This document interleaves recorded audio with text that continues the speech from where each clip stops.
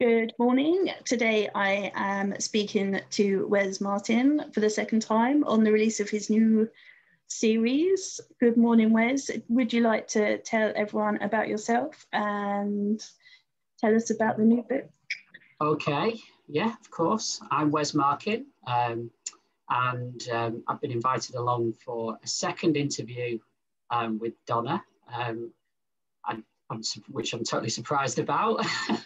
To the first interview, no, it was fantastic. First interview was fantastic. So I'm here to find out what questions Donna's got lined up for me the second time. And yeah, she's right. I have just released a new series, or released the first book in the new series, which I've got a copy of here. It's called The Killing Pit. Very happy title there. The Killing Pit is set in a fictional town in northeast of America called Blue Falls, and the protagonist, Jake Petman, who is, some of you will know, is from the DCI York thrillers, has gone to northeast America, has gone to Blue Falls to hide away from something. Obviously, I don't want to give too much away, so I'm not telling you what he's hiding from, and I'm not telling you why he went there. But those things will be revealed in the book, should you pick it up. And it's the first of three books. The second book, which is called Fire in Bone, is released in 2 months' time, so the end of June. And then at the end of October, I will release the third and final book in the trilogy, which is called Blue Falls itself. And yeah, that's really where I'm up to regarding the writing. And regarding myself, I think you asked about myself. I'm a part-time, so I work in schools part-time, which is about 3 days a week, working in English departments across the north of England. I bounce from English departments to support them with the secondary teaching. And 2 days a week, I sit behind this computer and write. So that is me in a nutshell. Hope I wasn't too wordy. No, it's fine. So what made you decide to start a new series? I reached book 6 of the DCI York series, which is set in Salisbury in England, so in Wiltshire. And yeah, you know, the DCI York series was going very well. You know, I had a number of story arcs running through that series of 6 books that kind of reached a natural conclusion. I didn't close it off completely, as people who've read it will know, but there were some natural storylines that kind of closed themselves off at the end of it. So I just fancied a new challenge, and Jake Petman was one of the main characters in the DCI York book. He was DCI York's closest friend, a detective sergeant, who was, you know, the polar opposite of York, you know, more disorganized, more prone to take matters into his own hands, maybe less of a team player than York, and also, you know, a magnet for trouble. So he got himself into a bit of trouble in one of the DCI York books, and that gave me a way in to explore the character further in his own series. And I just thought it felt like a natural progression from the York books to explore where Jake's failings, because they are failings, have taken him to at this point. That's the reason. If you were to be transported as a character into either of your 2 series, which would you choose? Which one would I be safer in? I don't think I would be particularly safe in either. You've read the first of the York books and the first of the Jake Petman books. What do you think, Donna? Where do you think would be the safest place? I think you should just not bother, really. just go into hiding. The best option is neither of those places. But do you know what? I think I would opt for Salisbury because it's beautiful, and I lived there for several years, and I still visit regularly to research the York books. And it's a beautiful medieval town. with a fantastic cathedral in the centre of it. And it's a beautiful atmospheric place. I can't really visit Blue Falls because it doesn't exist. It's modelled on a lot of sort of small towns in America, northeastern small towns. You know, there's some indigenous people there. It's close to Canada. It's close to the border with Canada. And again, you know, it's based on beautiful places, but maybe places that are a bit more lawless. So I think it has been safer. I would definitely be safer in Salisbury. Although if you've read the DCI York books, then trouble has a way of finding you there as well, I'm afraid. So I'm going to go with Salisbury anyway. It's my final answer. Good choice, I think. What was the most interesting thing you found while researching the new series? Well, I researched the Abenaki tribes there, the indigenous, obviously the people there long before we showed up. And I researched some of their heritage, and researched some of their beliefs and their sense of community. And I really enjoyed that aspect of it, especially the second book. There's a river that runs. So Blue Falls is one of 3 towns around a river. So there's Blue Falls, there's Sharon's Edge, and there's New Lincoln. And these 3 towns are around a river called the River Squiwada, okay? And the River Squiwada is a Abenaki word for firing bone. So that's why the sequel is called Firing Bone, because it's based around a rather grisly discovery in the river. So researching elements of their language, researching elements of their way of life, you know, was particularly interesting. And what I liked about one of the characters in the book, because I have a character called Peter Sheenan in the book, and he was sat on a council supporting local people, Abenaki people. So I found that very, very interesting, building that sense of community, a different kind of community that I've ever really been involved in research before. So that was particularly interesting. And there was also, I did research things to do with, well, other stuff to do with like blood sports and things to do with rather unfortunate things that do go on in the world as well. But I won't spoil too many surprises. Yeah. Part of me wants to ask you about that, but obviously it's such a big thing. Like, was that hard to write though? It was hard to write because, you know, I'm a dog owner, and, you know, the idea of dog fighting existing is a particularly hard one to swallow. But ultimately, it does exist like anything, and it does exist in those small communities. And I wanted to explore it. And the fact that, and I think, you know, after releasing the book, you know, 1 or 2 people mentioned that they, you know, that it's not something that they would read because of that. But as I pointed out, the main character, one of the main characters, Peter Sheenan, he's an ex-Vietnamese vet.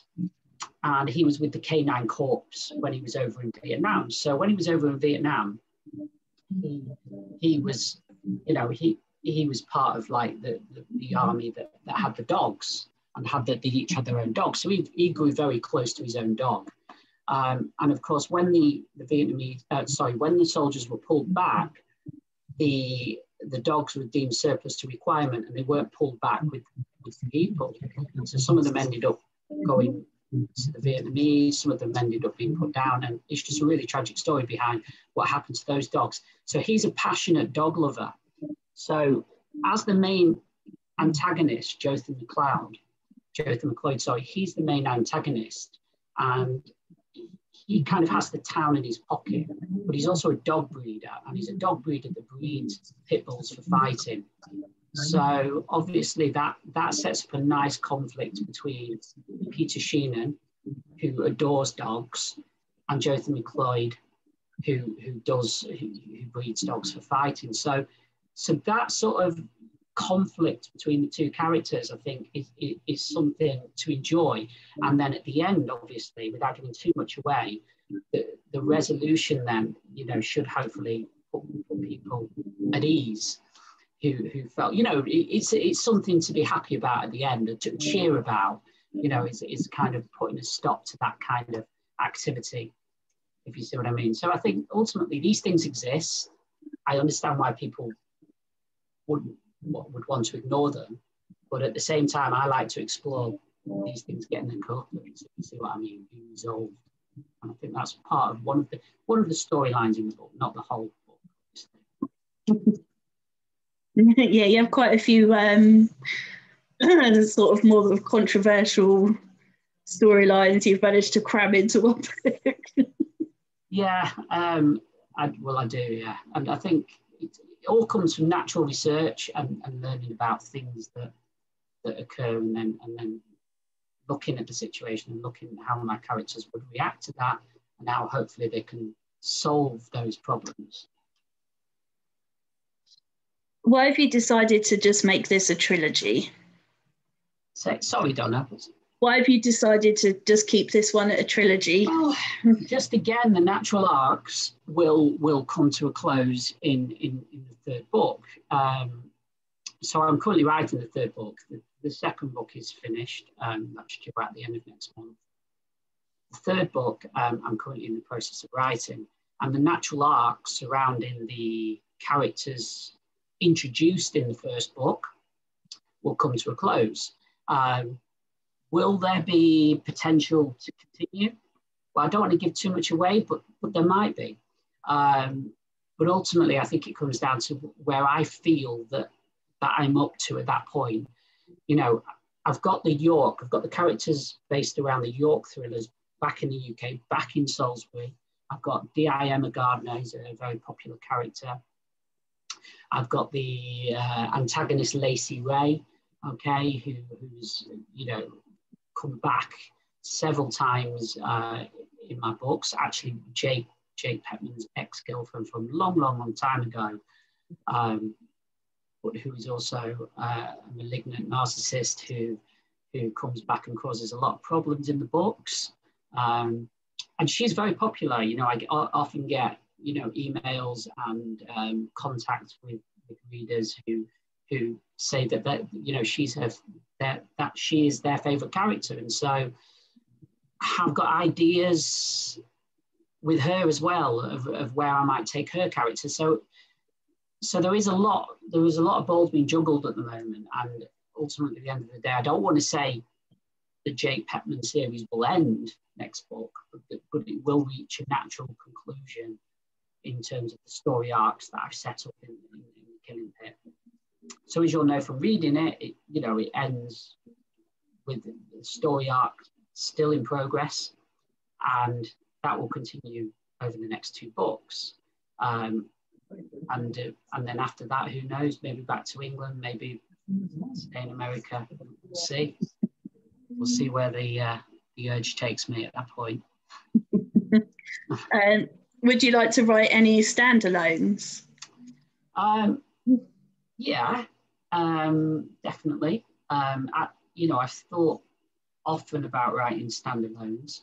I think the problem that I have or would have with standalones is I know this would happen. I would write the standalone and I would enjoy the characters that much. And I would know that the true way to develop a character is over several books, over a continuation, because, it's almost like it is a real skill, I suppose, to develop characters in a standalone that would be fully formed in a standalone.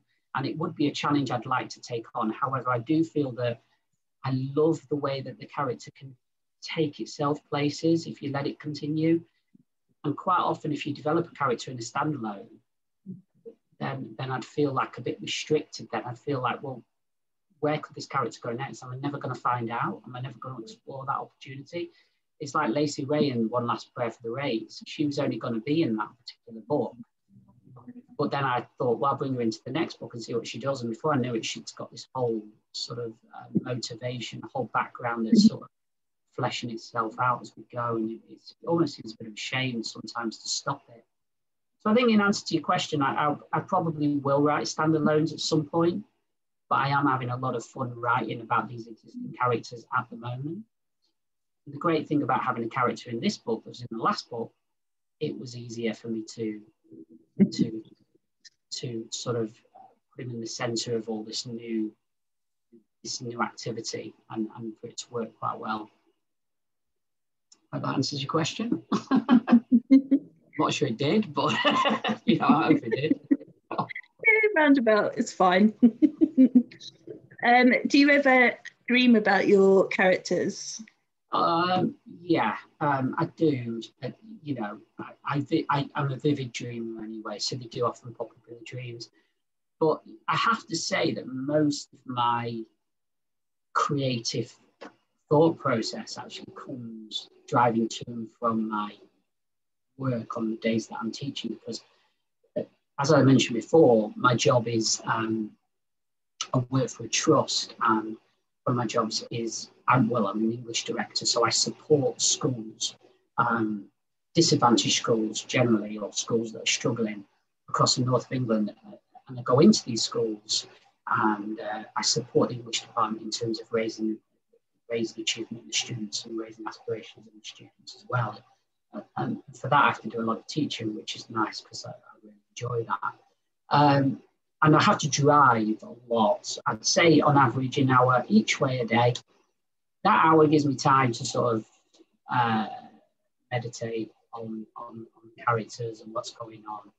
So at the moment, I'm like, you know, writing to Blue Falls, the third book in the trilogy, and you know, I'm still fleshing out the plan. I've written bits and bobs of it, but most of it's still in the planning stage, making sure that it all ties, as we said, all those arcs together nicely at the end. I don't want to feel any readers to feel unsatisfied with the conclusion. So I often spend 2 hours a day reflecting on those characters, and that helps, I think, in terms of what comes out on the finished page. Yeah. Do you have any trouble letting go of the dark place you must need to get to write your books? I suppose, yeah. I mean, I guess that when I'm with my children, or you know, with my family, or it's the weekend, I don't think about those things as much. So that's a kind of break. When I'm teaching at school or meeting people at schools, I don't tend to think about it. So I have those breaks anyway, just from being, you know, just existing, I think. In terms of, you know, whether these things bother me too much, I think I grew up, you know, interested in crime thrillers, interested in horror films, interested in all these things that probably inspire what I write. And I wouldn't say I was desensitized, but I would say that, you know, these things, they can shock me. Obviously, everyone's, you know, I'm not a sociopath. You know, I can be shocked and can feel emotion, but I think I can learn to separate the reality from the fiction. I think I'm very good. I've read a lot of books and I've watched a lot of films, and I've learned to separate the reality from the fiction. So when I'm writing and I'm spending those few hours, you know, putting together a rather dark scene, I think my transition back to reality is fairly quick. I don't struggle. I don't sit there, you know, staring into space when my wife comes home from work or anything. So there's no concerns there. And like I said, you know, I always try to take it towards a resolution eventually. Might take a few books, but I take it towards a resolution in which, you know, good triumphs over evil anyway. And if good triumphs over evil, then we can all sleep, you know, soundly in our beds tonight. So that's what I try to do. So again, you know, a question that I'm not sure I answered, but yeah, I tried. If you were able to spend a day with any author, dead or alive, who would you like to spend a day with? You asked me this one last time and I can't remember what I said, so now I'm probably going to give a totally different answer. Keeps you on your toes. Am I allowed to? Is it dead or alive? Yeah. But I could mention some of the other groups, authors that probably people are familiar with watching this at the moment, and I could quite happily drink with them, but I won't embarrass them because then I might have to tell stories about, you know, what they're like when they're drunk, and some of it's not pretty. Yeah, so I've heard that, especially Rob Ashman. Yeah, so I'll stick with ones that I've never met. So who would I like to spend some time with? I'll tell you what I'm really enjoying at the moment, the John Connolly books. I don't know if anybody's read the John Connolly books, I'm sure you all have. The Charlie Parker books. So I'm quite enjoying them at the moment. So I'd spend some time with him. He sets his books in quite obscure places in the middle of nowhere as well. Dark, shrouded, mysterious, atmospheric places. So yeah, I could spend a few hours with him and talk about where he gets his inspirations from.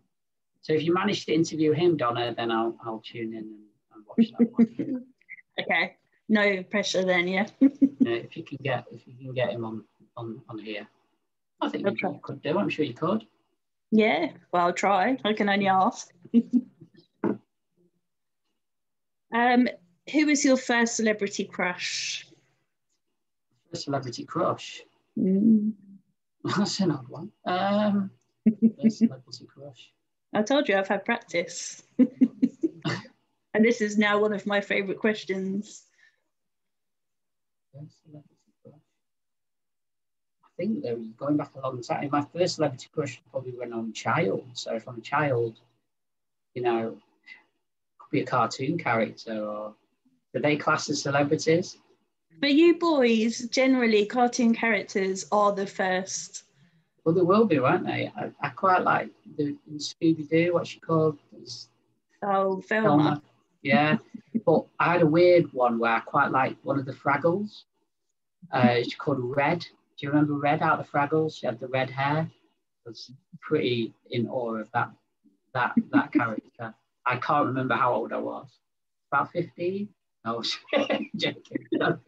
No idea. Probably about 5, maybe older. 7, I'm not sure. You'll have to do some research, but yeah, I think I have to admit my first crush was a Fraggle. There we go. Yeah, I love it because the women go bright red, and it's either David Cassidy or Donny Osmond, and then the boys it's cartoon characters. Very interesting. It is, isn't it? But yeah, I imagine that's fairly common then. I'm not sure about the Fraggle one. Maybe you should throw that out there. See if I'm alone in that one. I don't know. I might put a survey on my page today, actually. Let's see what people... But yeah, it's strange, isn't it? But yeah, I do remember fancying yeah, right. Anyway, let's move on. Donnie, you're taking this interview into darker places than even I can think of. Everyone thinks I'm so sweet. I'm evil, and I like to embarrass you, and it's fun. Okay, well, the truth is out now. So thanks for that. You're welcome, anytime. And another fun question for me: what would those closest to you say your worst habits are? Well, they're probably fairly obvious. I've got a few. Talking too much, probably a bad habit.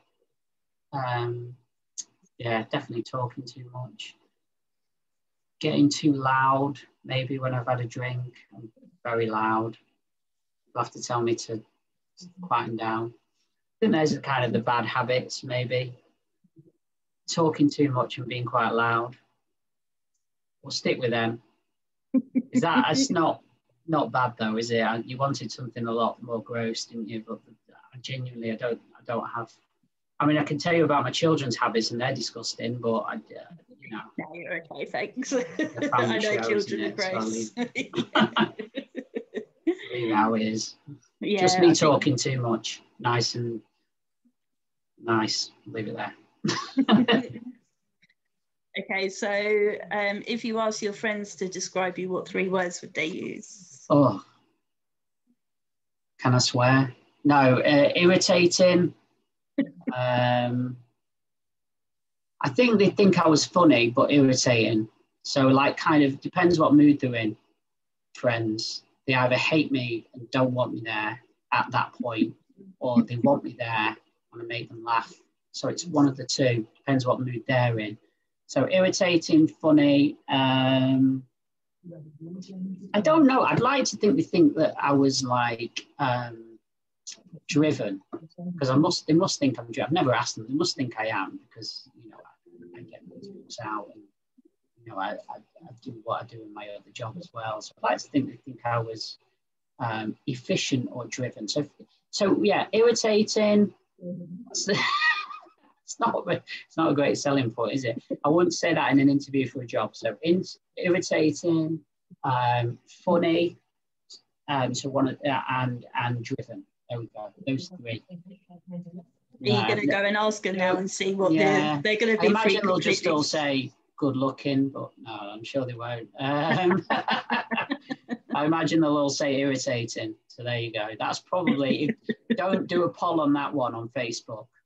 Just don't do that to me, because then you will get a lot of people I know writing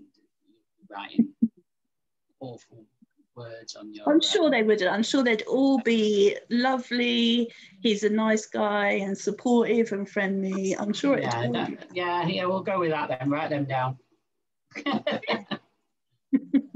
I won't believe anything else. Hopefully they'll go with them. Find out. Be funny if you get a bunch of messages now just basically swearing at you, insulting you. I wouldn't be surprised. Moving on. Okay. So far, you've got Fraggle, irritating. Any more? No, I'll be nice now. And as I'm conscious of time, you said you're working on book 3. So do you have any idea of what you're going to do after that? So I think we kind of talked about this before. I can't remember if we talked about this in this interview or the last one, but I think we talked about, I just got to kind of see where I feel. I mean, at the moment, I'm toying with 2 ideas, but those 2 ideas could be in the bin tomorrow. So I'll tell you the 2 ideas, and then you can hold this and they'll be in the bin tomorrow. So the first idea was Lacey Ray, because she's a popular character. I was thinking of going back and maybe writing some stories from her younger years. That was one idea. Other ideas were writing them for the younger years, then bringing them up to the present day to tie in with the York novels. But obviously they would stand separately from, the same way the Killing Pip can stand, J. Penman books can stand separately from the York books, even though they're in the same world. They can sort of stand on their own. So I was thinking about Lacey.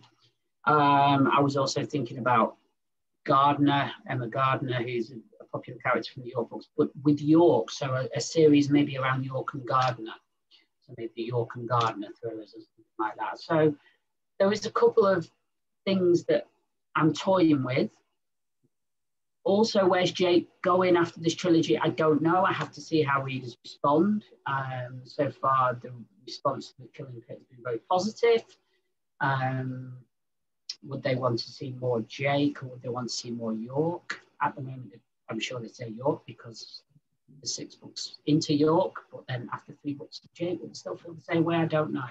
So yeah, so there's a couple of things up in the air, and we'll have to see how readers. I mean, I owe the readers, but I've got a loyal readership now who've been ever so kind, and I'm extremely grateful for that. And I think it's nice to let the readers have their say as well. So we'll see how they all feel after this trilogy. I'll take the temperature, see how I feel about what I want to write next. I mean, I'm ambitious to try and put out about 3 books a year. So we'll see. We'll see where that takes me. Well, they both sound really exciting. So whichever you decide to go with, then I will look forward to reading them. Okay. Well, that's good. Although I will read anything you write now. So that's good. Much. Yeah. Well, yeah, I'll be interested to know what you think of Fire and Bone. Anyway, the sequels of The Killing Pit. If you Yeah, I might have a few choice new words for you then as well. Yeah, as I can't probably. We'll see. I won't say too much about it. It's definitely the sequel. That's that's all you need to know. Okay. Well, I don't think I have any more questions for you, unless you think there's anything I haven't asked you. No, I think we've covered it.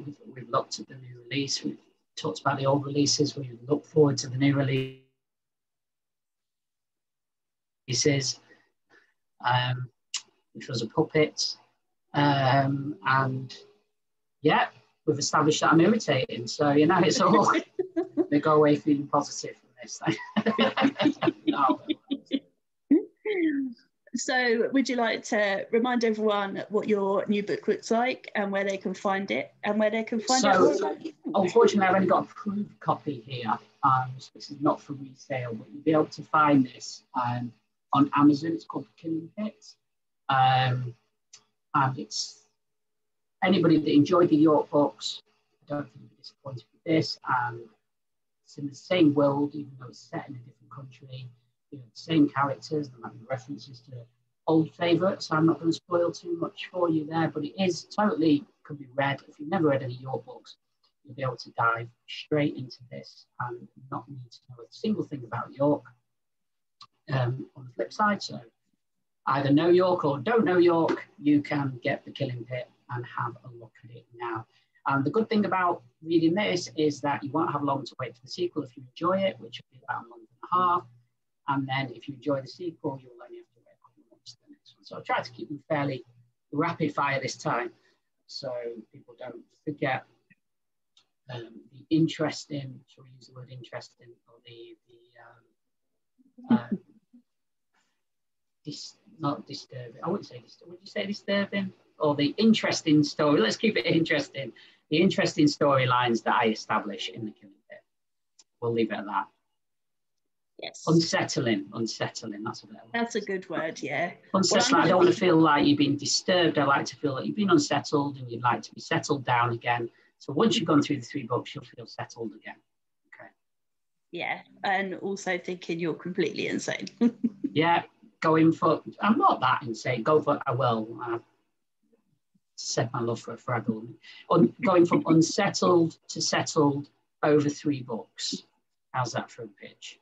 Yeah. Okay. So you might want to wait for the 3rd book, but actually I don't want you to do that because I like to have new readers and talk to them. So don't wait. Get unsettled for the next 6 months. You'll be settled in 6 months' time, I promise. I'm going to write my review when we're finished as well. Right. Thank you very much. So everyone, you'll be able to read Donna's review and know whether the book's for you or not. Okay. Yeah, it'll be a 5-star easily. So if that helps anyone decide, then yes, I just need to decide how to word it. Yeah. Then distract yourself with the sequel. Yes, I will after I've finished the next arc, which I've got to read for Friday. I know, you must be extremely busy. Thank you for taking the time to read mine. Anytime, it's a pleasure, always. Thanks, Donna. No worries.